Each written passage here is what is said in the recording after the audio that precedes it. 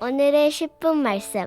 마가복음 13장 28절로 37절입니다.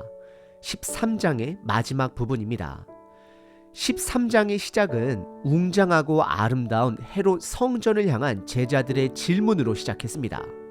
하지만 예수님은 그 성전이 곧 파괴될 것을 예언하셨습니다. 이스라엘 백성들에게 있어서 성전 파괴는 나라의 멸망과 다를 것이 없었습니다. 왜냐하면 이스라엘 역사 속에 광야에서도 약속의 땅에 정착해서도 성막으로 성전으로 하나님이 그들과 함께 하셨기 때문입니다. 그래서 성전의 파괴의 날을 마지막 날로 생각하는 제자들에게 그들이 궁금해하는 그 때와 징조에 대해 답해 주십니다. 하지만 예수님은 선명한 징조만 있을 뿐 그 때는 알 수 없다 말씀하십니다. 그래서 마가복음 13장에서 그 때를 가지고서 이것이 주후 70년의 성전 파괴를 말하는 것인지 아니면 마지막 때를 말씀하는 것인지 명확하지가 않습니다. 이것은 예수님께서 그 때, 시간에 집중하는 것이 아니라 명확한 현재 삶의 태도를 강조하십니다. 그 표현을 깨어있으라 라고 말씀하십니다. 그래서 마가복음 13장 전체에 9번 정도 제자들의 태도를 강조하십니다. 미혹받지 않도록 주의하라, 두려워하지 말라, 스스로 조심하라, 기도하라, 삼가라, 주의하라, 깨어있으라, 깨어있으라, 깨어있으라 라고 말씀하십니다.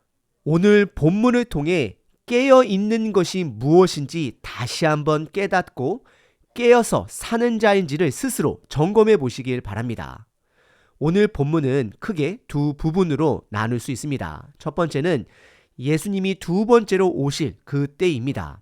그리고 두 번째는 그 날과 그 때는 알지 못한다 라고 말씀하십니다. 오늘 본문의 첫 번째 부분은 예수님이 두 번째로 오실 그 때입니다. 28절부터 31절입니다. 무화과 나무의 비유를 배우라. 그 가지가 연하여지고 잎사귀를 내면 여름이 가까운 줄 아나니. 29절. 이와 같이 너희가 이런 일이 일어나는 것을 보거든 인자가 가까이 곧 문 앞에 이른 줄 알라. 30절. 내가 진실로 너희에게 말하노니 이 세대가 지나가기 전에 이 일이 다 일어나리라. 31절. 천지는 없어지겠으나 내 말은 없어지지 아니하리라 라고 말씀하십니다. 결국 예수님은 징조에 머무는 자들이 아니라 말씀에 머무는 자 되시길 원하고 계십니다. 28절에 보시면 무화과 나무의 비유를 배우라 말씀합니다. 무화과 나무는 다른 나무들과는 다르게 겨울이 지나고 여름이 오는 그 시점에 생명의 흔적을 보여줍니다. 그래서 이스라엘 백성들은 무화과 나무에 가지가 연하여지고 잎사귀가 나오게 되면 여름이 가까운 따뜻한 계절이 다가오고 있음을 알 수 있었습니다. 그래서 29절에 이런 확실한 징조를 보거든 예수님이 오시는 날이 가까이 왔음을 알아라 라고 말씀하십니다. 다시 한번 13장에서 말하는 그 징조들을 살펴보게 되면 이스라엘 성전이 무너지고 거짓 교사들이 사람들을 미혹하며 전쟁이 일어나고 기근이 있고 재난이 생기고 복음이 전파가 되고 사람들이 믿음의 사람을 세상 법정에 감옥에 넘기게 되며 심지어 가족들까지도 생명을 위협할 것이다 라고 경고하고 있습니다. 그리고 30절에 매우 진중한 표현을 사용하시며 진실로 너희에게 말한다 라고 말씀하시고 예수님 당시 시대가 지나가기 전에 이런 징조들이 시작될 것을 말씀하십니다. 그래서 31절에 천지는 없어져도 예수님의 말씀은 없어지지 않는다. 즉 반드시 이루어질 것이다 라고 말씀하십니다. 결국 예수님은 마지막 시대의 징조에 머무는 자들이 아니라 예수님 말씀에 주목해야 한다라고 말씀하는 것입니다. 확실한 징조는 단지 마지막 때를 알려주는 신호가 되는 것이고 중요한 것은 예수님의 말씀대로 깨어 있어야 함을 강조하는 것입니다. 오늘 본문의 첫 번째 부분은 예수님의 다시 올 그 때입니다. 두 번째 부분은 그 날과 그 때는 알지 못한다라고 말씀하십니다. 32절부터 37절입니다.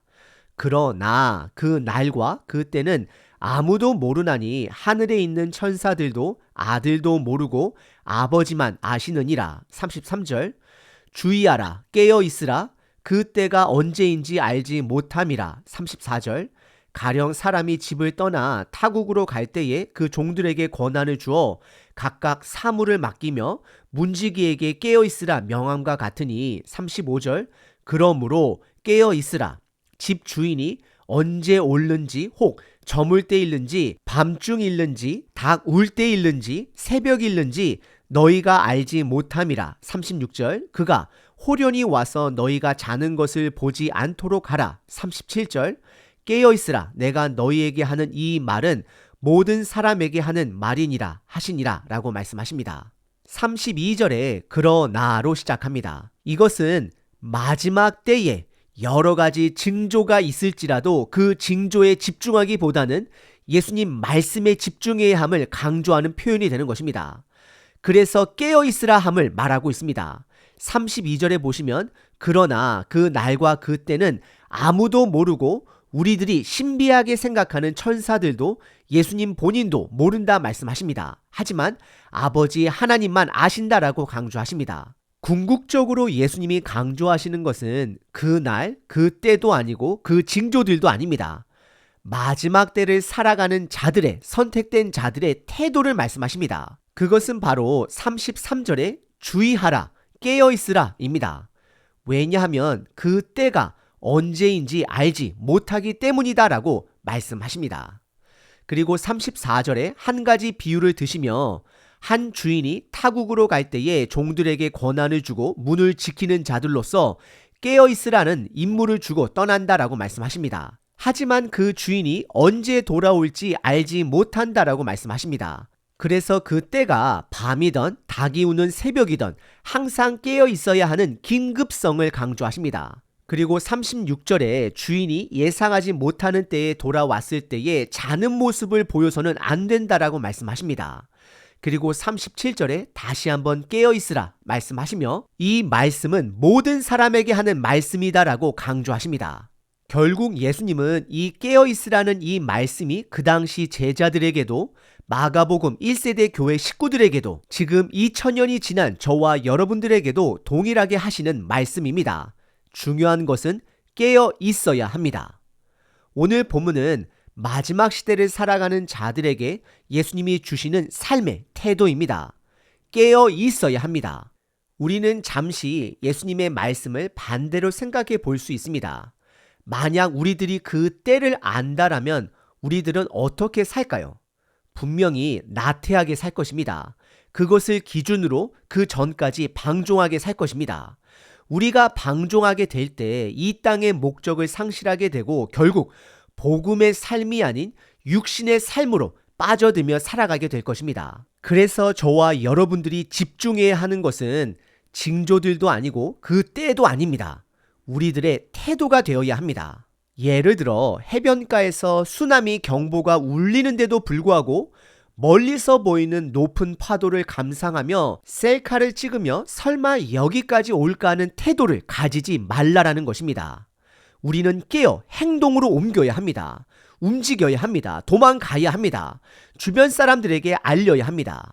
결국은 소극적인 삶이 아니라 목표가 있는 적극적인 삶을 살아야 한다라고 말씀하고 있습니다. 그러기 위해서는 분별력을 가지고 있어야 합니다. 저와 여러분들이 살아가는 이 시대는 마지막 때임을 분별력을 가지셔야 합니다. 다시 말씀드립니다. 첫 번째, 예수님의 죽음과 부활 이후 그리고 그분의 두 번째 오시기 전까지 이 시대가 바로 마지막 시대입니다.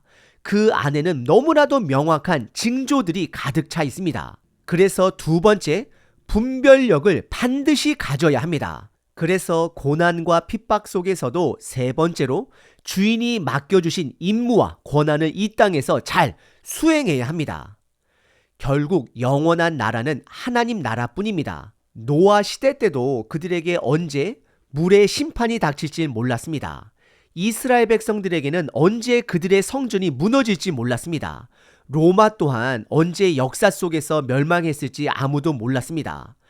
여러분들이 지금 살고 있는 그 나라가 언제 멸망할지, 저와 여러분들이 언제 생을 다할지 알 수 없습니다. 생각보다 곧일 수 있습니다. 예수님은 그 때에 매이지 말고 고난 속에서도 현재의 삶을 분별하고 적극적으로 청지기의 임무를 다하라 말씀하고 계십니다. 깨어 있으라 라고 말씀하십니다. 오늘 하루도 깨어 하나님의 나라 백성답게 군사답게 살아내시는 저와 여러분 되시길 바랍니다. 365일 기도문입니다. 마가복음 14장 22절 24절 받으라 이것은 내 몸이니라. 이것은 많은 사람을 위하여 흘리는 나의 피 곧 언약의 피니라. 나의 가는 모든 길을 인도하시는 아버지 감사합니다. 내가 태어나고 살아가고 죽는 모든 것이 주의 손에 있음을 고백합니다. 예수님께서 죽음을 앞두시고 가장 고난이 깊을 때에 제자들을 먹이셨듯이 오늘 내가 주님의 주시는 은혜의 의미를 알게 하소서. 이 땅의 사명을 깨닫게 하소서. 언제나 우리에게 주시는 것들을 축복하신 예수님을 찬양합니다. 오늘도 마지막 시대에 내가 누리는 행복과 자유가 무료가 아님을 알게 하시고 주님이 주신 사명을 기억함으로 청지기의 삶을 살아가겠습니다. 내가 누리는 영생이 복음이 내가 지불한 것이 없음을 깨닫게 하소서.